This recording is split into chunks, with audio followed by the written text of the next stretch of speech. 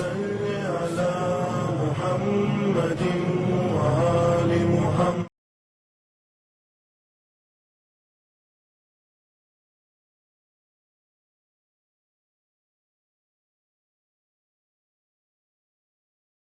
اعوذ باللہ من الشیطان اللعین الرجیم. بسم اللہ الرحمن الرحیم. اللہم صلی علی محمد وآل محمد وعجل فرجہم. ناظرین سلام علیکم ورحمۃ اللہ وبرکاتہ. آج آداب زندگی میں موضوع ہے ہمارا صلہ رحم. صلہ رحم یعنی کہ رشتہ داروں سے تعلقات بنائے رکھنا، مینٹین رکھنا، یعنی قطع تعلقات بالکل نہ کیا جائے بلکہ صلہ رحمی یعنی کہ رشتہ داروں سے تعلقات کو بنائے رکھیں. رشتہ دار عزیز و اقارب سے ملنا جلنا، چاہے وہ سلام تک ہی کیوں نہ ہو لیکن ان سے میل ملاپ رکھا جائے، کیونکہ آج ہم سماج میں اگر نگاہ ڈالیں تو زیادہ تر خاندانوں میں یہ مسئلے دیکھنے میں آتے ہیں کہ کبھی کسی بات کی بنا پر من مٹاؤ ہو جاتا ہے یا ناراضگی ہو جاتی ہے، اور اس ناراضگی کے بنا پر کبھی کبھی انسان جو ہے اپنے رشتہ داروں سے دور ہونے لگتا ہے، رشتہ داروں سے تعلقات ختم کر دیتا ہے، بات چیت بند کر دیتا ہے، ملنا جلنا گوارا نہیں، سلام دعا گوارا نہیں، یہ تمام چیزیں یعنی تعلقات کو ختم کر دیتا ہے، جس کا بہت بڑا ایک نقصان بھی ہے دنیا میں بھی اور آخرت میں بھی. لیکن اگر اس کے برعکس انسان اپنے رشتہ داروں سے تعلقات بنائے رکھتا ہے تو اس کا بے حد فائدہ نہ صرف آخرت میں بلکہ اس دنیا میں بھی پروردگار عالم اس انسان کو عطا فرماتا ہے. یقیناً یہ وعدہ ہے اللہ کا کہ جو صلہ رحم کرتا ہے یعنی اپنے رشتہ داروں سے ملتا جلتا ہے، تعلقات بنائے رکھتا ہے، خداوند عالم اس کی عمر میں بھی اضافہ کرتا ہے، اس کی دولت کو بھی، اس کے رزق کو بھی بڑھا دیتا ہے. اب ہو سکتا ہے یہ سوال آئے ذہنوں میں کہ ہم تو ملنا چاہتے ہیں اپنے فلاں رشتہ دار سے، لیکن اگر سامنے والا ہی ملنا نہیں چاہتا تو ہم اس میں کیا کر سکتے ہیں؟ لہٰذا یہ سوچ کر کے ہی ہم آگے نہیں بڑھتے کہ اگر ہم گئے تو وہ خود ہم سے ملنا نہیں چاہیں گے.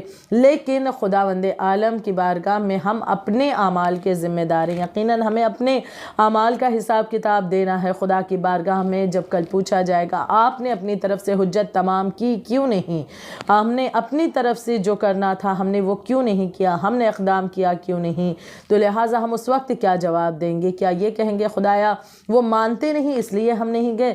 لیکن خدا ہم سے یہ سوال کر سکتا ہے کہ تمہیں کوشش کرنی تھی. بے شک ہمیں کوشش کرنی ہے اور حجت تمام کرنی ہے ہمیں، بلکہ اس بات کا تو بہت زیادہ اجر و ثواب ہے کہ جو ملنا نہیں چاہتا تو اس سے اور زیادہ اپنے تعلقات بنائے، انسان اسے تعلقات بہتر کرنے کی کوشش کرے. اگر معاملہ بہت زیادہ سنگین ہے تب بھی سلام دعا بھی ختم نہ کرے. یہ نہ ہو کہ سلام دعا ہی ختم کر دے، کم از کم سلام تک کے بھی بات رکھے کہ ملنا ملانا اس کے ساتھ ہو. یعنی قطع تعلقات کو ہرگز پروردگار عالم پسند نہیں کرتا. خداوند عالم قرآن مجید میں ارشاد فرماتا ہے سورہ نحل کی آیت نمبر 90 میں 90 میں کہ بسم اللہ الرحمن الرحیم ان اللہ یامر بالعدل والاحسان وَإِيتَاءِ ذِي الْقُرْبَى. سورہ نحل کی آیت نمبر 90 میں کہ خداوند عالم فرماتا ہے کہ بے شک اللہ عدل اور احسان اور قرابت داروں کے حقوق کی ادائیگی کا حکم دیتا ہے. بالکل واضح طور پر ہے کہ خدا جس چیز کا حکم دے دے تو انسان کے لیے اس چیز کو انجام دینا بالکل ضروری ہے، واجب ہے اس کے لیے کہ اس چیز کو وہ انجام دے. تو لہٰذا رشتہ داروں کے ساتھ جو تعلقات بہتر کرنے ہیں ان پر احسان بھی کرنا ہے.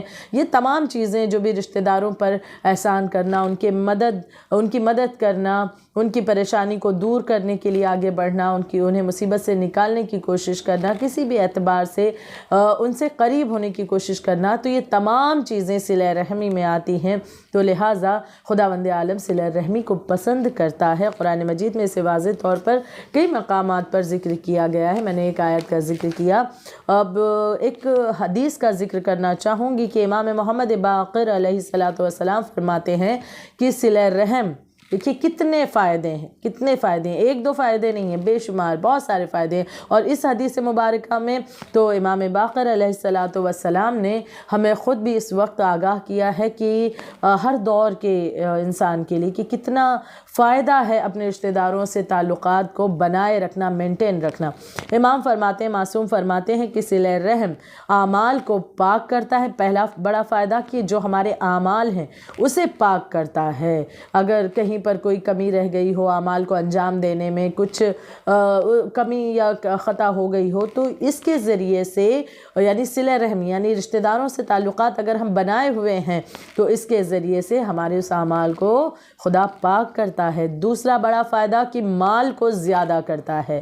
ہمیں اگر اپنے مال میں اضافہ کرنا ہے تو رشتہ داروں پر احسان کرنا ایک بہترین راستہ ہے۔ رشتہ داروں کے ساتھ جتنا انسان احسان کرے گا اور جتنا مدد ان کی کرے گا، خداوند عالم اس کے رزق میں اتنی زیادہ برکت دے گا، اتنا زیادہ اضافہ کر دے گا۔ تیسرا بڑا فائدہ امام فرماتے ہیں، اول کہ صلہ رحم اعمال کو پاک کرتا ہے، دوسرا کہ مال کو زیادہ کرتا ہے، تیسرا بلاؤں کو دور کرتا ہے۔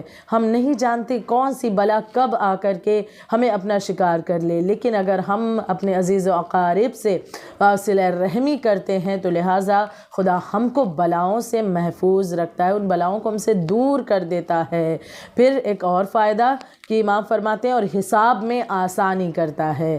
جو صلہ رحم کرتا ہے اس کی حساب و کتاب میں آسانی ہو جاتی ہے۔ اور اس کا ایک اور بڑا فائدہ کہ موت میں تاخیر خدا کر دیتا ہے۔ موت میں تاخیر کرنا یعنی کہ عمر کو بڑھا دیتا ہے، وہ انسان زیادہ اس دنیا میں زندہ رہتا ہے، جیتا ہے۔ جو صلہ رحمی کرتا ہے اس کی عمر میں بھی اضافہ خدا کرتا ہے، رزق بھی بڑھا دیتا ہے، حساب میں بھی آسانی ہوتی ہے، اس سے بلائیں بھی دور کر دی جاتی ہیں، اعمال بھی اس کے پاک کر دیے جاتے ہیں۔ یعنی کتنے فائدے ہیں اگر ہم اس ایک کام کو انجام دے رہے ہیں، تو لہٰذا صلہ رحمی کے ذریعے بہت سے فوائد انسان کو ملتے ہیں، اور جو اس کی غریبی اور پریشانی ہے وہ بھی خداوند عالم دور کرتا ہے صلہ رحمی کے ذریعے سے۔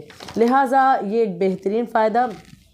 صلہ رحمی کے متعلق ایک مختصر سی ایک حکایت پیش کرنا چاہوں گی، ایک واقعہ کہ بنی اسرائیل میں دو بھائی تھے اور دونوں کاشتکاری کیا کرتے تھے۔ ایک بھائی شادی شدہ تھا اور اس کے بچے بھی تھے، اور ایک بھائی اس کی شادی نہیں ہوئی تھی اور مال و دولت کی کمی تھی، کھیتی باڑی کرتے، جو غلہ ہوتا آدھا آدھا بانٹتے۔ ایک مرتبہ ایک سال ان لوگوں نے کھیتی کی ہے اور گندم پیدا ہوا، اور جب گندم کی فصل پوری طرح سے تیار ہو چکی تو اب دونوں بھائی آمادہ ہیں کہ اس فصل کو کاٹا جائے۔ فصل کو کاٹا گیا اور اس کے بعد اسے آدھا آدھا کیا گیا کہ آدھا چھوٹے بھائی کا آدھا بڑے بھائی کا۔ حصہ کرنے کے بعد میں بڑا بھائی کہنے لگا کہ مجھے کچھ کام یاد آ رہا ہے، میں اپنے گھر ہو کر آتا ہوں۔ وہ گھر کی طرف چلا کہ تبھی چھوٹا بھائی جو دونوں حصوں کی رکھوالی کرتا ہوا بیٹھا ہے وہاں پر، وہ سوچنے لگا کہ میرا بڑا بھائی، دونوں میں محبت بھی بہت زیادہ تھی دونوں بھائیوں میں، چھوٹا بھائی یہ سوچنے لگا کہ میرا بڑا بھائی وہ شادی شدہ ہے اور اس کے بچے بھی ہیں، لہٰذا اس کا خرچ مجھ سے زیادہ ہے، تو لہٰذا جتنا اسے ملا ہے اتنا ہی مجھے بھی ملا، لیکن میرے پاس میں تو اکیلا ہوں، تنہا ہوں، بیوی بچے نہیں، مجھے کسی اور کا خرچ نہیں، مجھے اپنا ہی خرچ اٹھانا ہے، لیکن میرے بڑے بھائی کو اپنا خرچ بھی، اپنے بیوی بچوں کا بھی خرچ اسے اٹھانا ہے، تو لہٰذا میں اس میں سے اپنی گندم میں سے کچھ گندم چپکے سے اپنے بھائی کی گندم میں بڑھا دیتا ہوں، ملا دیتا ہوں، تاکہ کم میں میرا گزر بسر تو ہو سکتا ہے لیکن بھائی کے لیے مشکل نہ آ جائے۔ لہٰذا اس نے بھائی کے آنے سے پہلے کچھ گندم اس میں ملا دی، اپنی طرف سے اپنے حصے کی گندم بڑے بھائی کے حصے میں اضافہ کر دی، ملا دی۔ بڑا بھائی جب پلٹ کر کے آیا اس کے بعد وہ اپنا حصہ لے کر اپنے گھر روانہ ہوا، اور یہ چھوٹا بھائی جو اس نے حصہ اپنا کم کر کے اور اپنا حصہ ایکسٹرا جو تھا اس نے اٹھا کر بڑے بھائی میں رکھ دیا تھا، یہ بھی اپنے بچے ہوئے حصے کو لے کر گھر آیا، اور آنے کے بعد ان دونوں نے جہاں ذخیرہ کیا جاتا ہے وہاں گندم رکھا۔ رات کو بڑا بھائی سوچنے لگا کہ میرا چھوٹا بھائی پریشان حال ہے اور اس کی تو شادی بھی نہیں ہوئی ہے، اور یہی غریبی پریشانی کی وجہ سے وہ شادی نہ کر سکا، تو کیوں نہ میں اپنے گندم میں سے کچھ گندم چھوٹے بھائی کے حصے میں رکھ دیتا ہوں تاکہ اسے فائدہ ملے زیادہ اور وہ شادی کر سکے، وہ بھی اپنا گھر بسا سکے، اس کے بھی بیوی بچے ہوں۔ تو لہٰذا اس نے اپنی گندم میں سے اور اسے نہیں معلوم ہے کہ پہلے ہی چھوٹا بھائی اپنا حصہ اس میں ملا چکا ہے، لہٰذا اس نے بھی محبت کی بنا پر اپنے بھائی کے ساتھ صلہ رحمی کرتے ہوئے، یعنی صلہ رحمی کے بہت سے راستے ہیں کہ انسان کا ایک دوسرے پر، رشتہ داروں پر احسان کرنا تعلقات کو بنائے رکھنے کا ایک بہترین راستہ ہے، تو لہٰذا اس نے اپنے حصے کی گندم چھوٹے بھائی میں لے جا کر رکھ دی کہ اس کے لیے یہ فائدہ مند ثابت ہوگا۔ اب جب اور اس کے بعد یہ بھی جا کر سو گیا، دونوں بھائی سو گئے اپنے اپنے کمرے میں، اور جب صبح ہوتی ہے اور یہ دونوں گندم نکالنے جاتے ہیں تو دیکھتے ہیں کہ جتنی انہوں نے رکھی تھی اس سے تو کہیں زیادہ ہے۔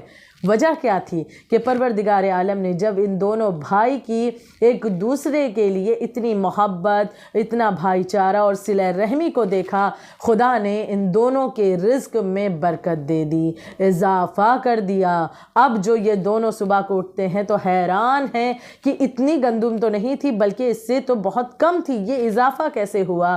دونوں سوچنے لگے کہ شاید جو میں نے اپنے بھائی کے لیے ہیلپ کی ہے اس کے ذریعے، لیکن خداوند عالم بہتر جانتا تھا کہ ان دونوں نے جو ایک دوسرے کے لیے سوچا، ایک دوسرے کے حق میں جو صلہ رحمی کا ایک بہترین راستہ اختیار کیا، اس کے ذریعے خدا نے ان کے رزق میں، ان کے مال میں برکت عطا کر دی۔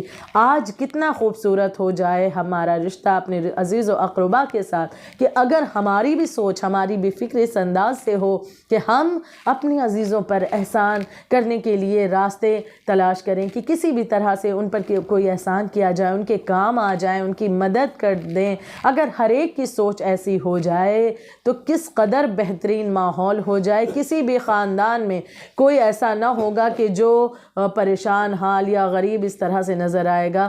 لہٰذا یہ بہت ضروری امر ہے، بہت ہی فائدہ مند، مفید، کہ خداوند عالم اس کے ذریعے بے حد فائدہ عطا کرتا ہے۔ پل صراط کے لیے جو ہم دعائیں کرتے ہیں، خدا گزر بآسانی فرما، اس پل صراط پر پہلے ہی پڑاؤ پر جو سوال ہوگا ہم سے وہ نماز کے لیے ہے، ولایت علی ابن ابی طالب کے لیے ہوگا اور صلہ رحمی کا ہوگا۔